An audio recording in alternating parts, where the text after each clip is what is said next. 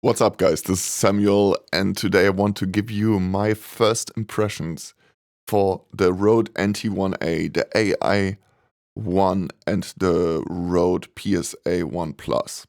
I got those tools yesterday, and I couldn't be more happy with them, I have to say. I was ultimately, in the end, there was like two choices, the Elgato Wavearm or the Rode PSA1 Plus. And both of the products have things that speak for them, but I will talk more about that in a bit. This is the full package. The audio interface, the amazing microphone that you can hear now actually as well, and the really industry-leading Rode boom arm or broadcast arm. All of those three things are really amazing.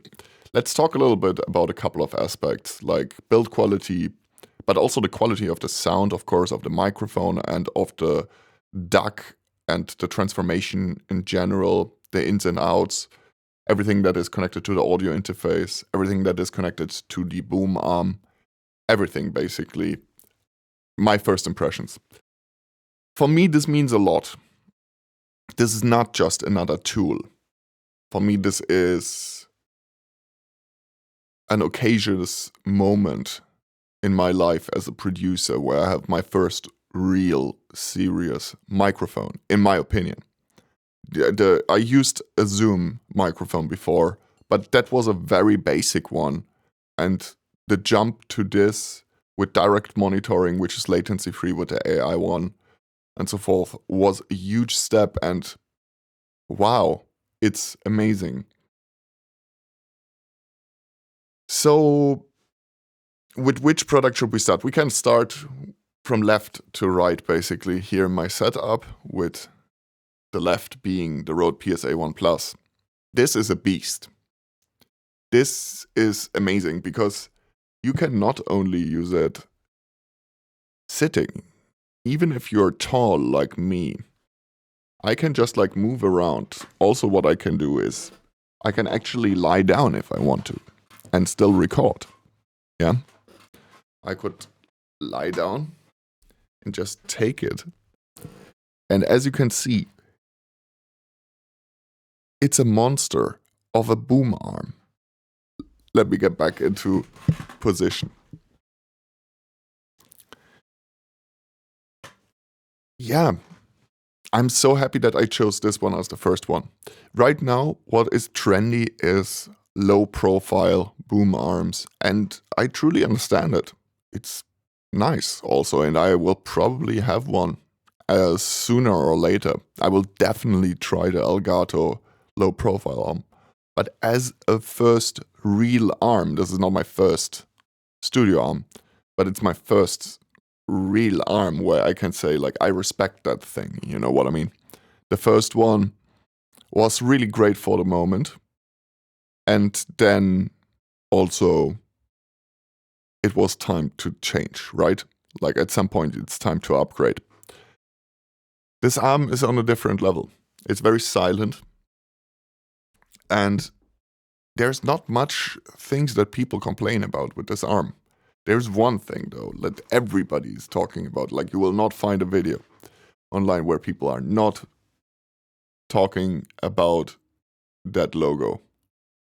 It's like either they love it or they hate it, but they will surely talk about it. Demonstrated as by me even talking about it.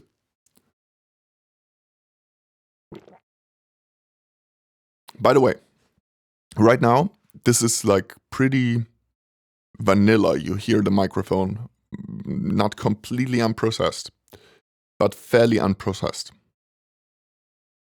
Just so that you know. Back to the boom arm. What is so amazing about it? The build quality is amazing about it.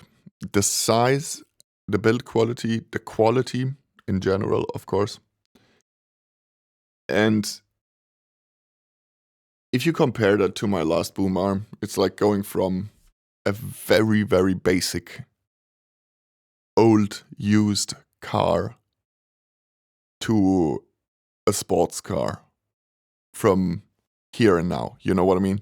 Like it's like a 30-year-old shitty car versus a really fast modern sports car. This is how it feels for me in terms of boom armor upgrade.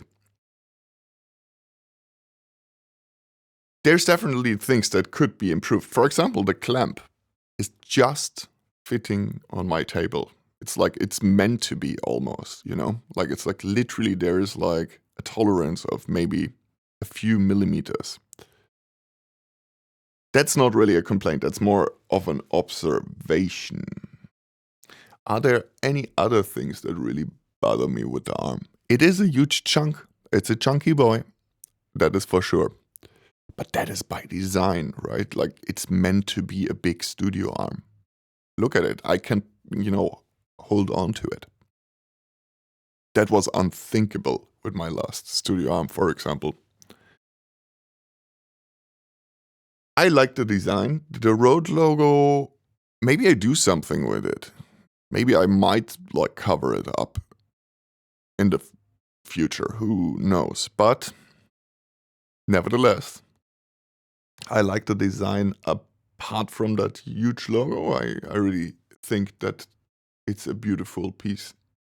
But that's just me. I love industrial designed products, of course. This is a first impression video and not only about the Rode PSA1 Plus. So maybe let's also talk a little bit about the other things. The NT1-A, it's magic. This is what I think about it. It's magic. Those classes of microphones are truly stunning. They capture reality on such a etheric level. It's truly epic. And it's an instrument by itself in the studio. A good microphone is like an instrument in itself. You can really have that feeling of, oh my god, sound, bro. You know what I mean? Like fucking everything could potentially become something to play around with and to record if you have the capability to record something in this fidelity. Yeah, quite amazing. So, let's talk a little bit also about the Rode NT1-A, what it is and what it isn't. It's, for example, not a dynamic mic. What does that mean? That means that actually background noises would be captured quite severely because it is meant to capture all details. Like, for example, from a vocalist or a voiceover artist. You know, if you want to capture all the minute artistic detail in a voice, then you need that kind of detail. The negative of that, of course, is suddenly you hear every little noise, like, for example, keyboard noise. Fortunately, there's a super, super easy and fast remedy for this. And the remedy for this is simply using a noise gate. That is, for example, included in OBS as a standard audio tool. And I can quickly tell you even what my settings are for the noise gate. Oh, it's also like completely in the wrong position in the chain. But I hope it wasn't too bad now, because actually it was like placed after the limiter, because I've just said it before. Now I corrected that. Closed threshold of the noise gate is minus 40 dB. Open threshold is minus 30 dB. Attack is 5 milliseconds. Release is 50 milliseconds and hold is 200 right now. And those are my noise gate settings. So this means that effectively only if sounds are reaching above minus 40 dB full scale, only then the mic would pick up. This means that, for example, right now I scratched above my table. Or even if I'm clicking my mouse, let me click my mouse. Did you hear anything? No, because of the noise gate. So this is like a simple way to remedy that. And I am in a studio environment, so there's acoustical treatment, specifically here in this position. And I am also happening to be a mastering engineer, audio engineer, and a music producer. So I can absolutely deal with that. For other people, it might be too detailed and they might not immediately know how to remedy that. They might not know, of course, you're just gonna slap a gate on there to eliminate that. Or you could also use active noise cancellation, but to be honest with you, we're talking here about a beautiful microphone. So why would you do that? You know what I mean? Like, why would you destroy the beauty of that mic with active noise suppression? But there is good quality active noise suppression as well. And that can totally make sense in certain situations. Let's say you're using it for streaming, and then you are having a very loud laptop in the background and would pick up all that and would pick up also your mechanical keyboard. Yeah, the NT1-A. It's a microphone that many producers that have access to 5,000 euro microphones would still pick. Why?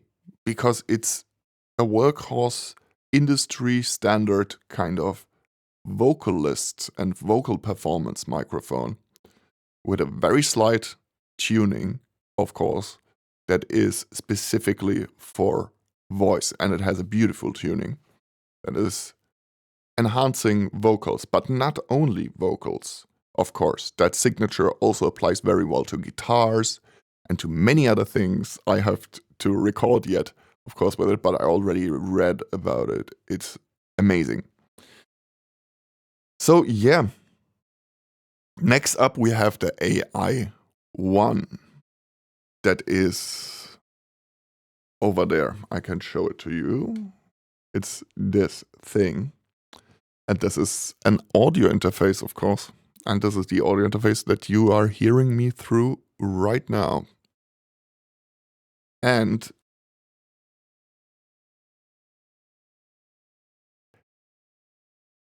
something with the cabling, the Insta360 likes to do that recently. Yeah, so let's talk a little bit about the Rode AI-1, shall we? It's a very nice interface. I checked it out now for one day, so, this is of course my first impressions, but still, as a professional in this area, I have a lot to say about it, and they are very good things that I have to say about it. Let's start with the input. The input, of course, is amazing, and specifically also very suitable for a microphone like that, and it is strong enough to run something like SM7B. By the way, I will give you my 2 cents about the SM7B also in this video. Yeah. What does the interface do? It's of course your connection point, like your microphone goes in there. It's usually connected to your speakers. This one isn't right now, but it's usually connected to your speakers. It also has a headphone output that I will also talk about in a second.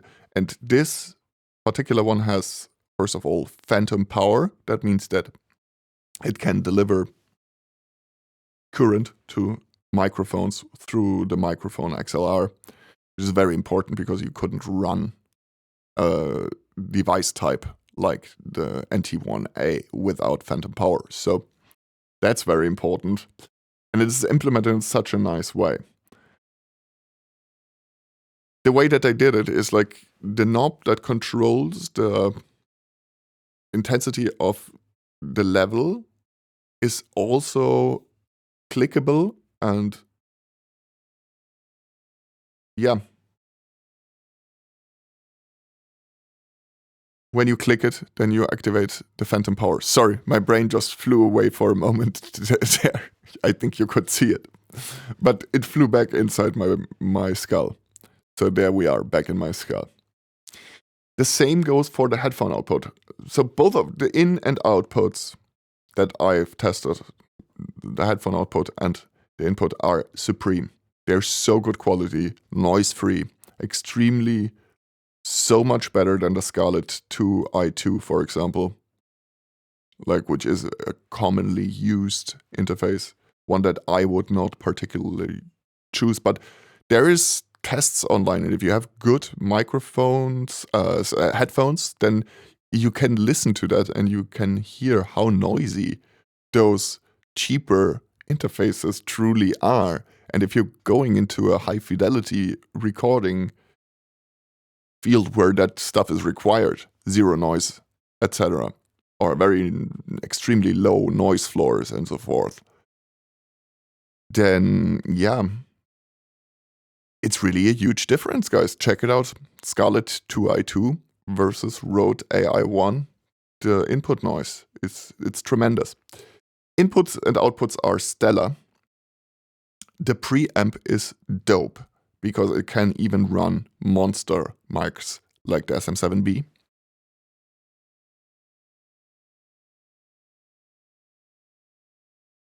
It is very nicely designed, in my opinion.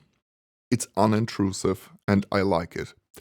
It's the typical Rode design language. There's not much surplus design elements. It's a small, black, extremely sturdy box with the highest quality components in it. And it does its job absolutely fantastically. And this is what it's doing really, really good. The headphone out has so much juice. It's really impressive. I'm running the headphones on like 50% maybe, the DT990 Special Edition, because that's all you need, and you would like overdrive them, or even worse, get like a feedback loop. But yeah, what an interface, what a small beast. It's super small. So of course, if you're looking for like an extremely 8-in, 16-in out interface, something like that, in that range, no way, Jose. That's not what the Rode AI-1 can deliver. What it can deliver, though, is a portable setup with amazing preamps, headphone outs, speaker outs, and all of this in an extremely small form factor with stellar performance. That's what you can say about the overall performance of the DAC. Everything about it, to be honest with you. It's a win. I checked it. The only thing that I didn't check is the outputs of the speakers, which are, I think, balanced outputs. But I would eat a broom if those outputs are bad. I would eat a broom if those outputs are bad. Let me repeat that for you. Because everything on this interface is absolutely stellar, you know, and especially the output of the headphone outs. It's one of the best that I've heard in years. And we can be pretty sure that the outputs in the back of the interface are also pretty cool. Love the design, I love the clickable knobs, I love the quality of everything, I love the simplicity of everything, and the portability. For me, as a person who traveled the world as a traveling artist, getting invited to tons of places, having a bulky interface that just adds up, in weight with all the other luggage is not really favorable. It's really not that great to run around with surplus weight that you are carrying around while you are exploring faraway places. That's why I was always such a big proponent and lover, you can say, of like small devices, portable devices. DJI Mavic, for me, it was a godsend, for example, and many things that are small and portable and powerful are very appealing to me. Okay, guys, I think we got it. Like, this is my first impression of the Rode NT1-A, PSA1 Plus, and the AI-1. Those are really fantastic devices. I will tell you more about them, I'm pretty sure, but for now I think that gives you a little first impression of of me. And yes, I mean, like, I just got those things and I got them on my own. So there is a slight bias in that way, but I really know also what I'm talking about and have like 15 years of studio experience. And those two things, they balance each other out quite nicely, I believe. And that's that. If you enjoyed it, leave a like, subscribe, and check out all the links in the description. I see you guys in the next one. Much love. Don't forget that you're beautiful.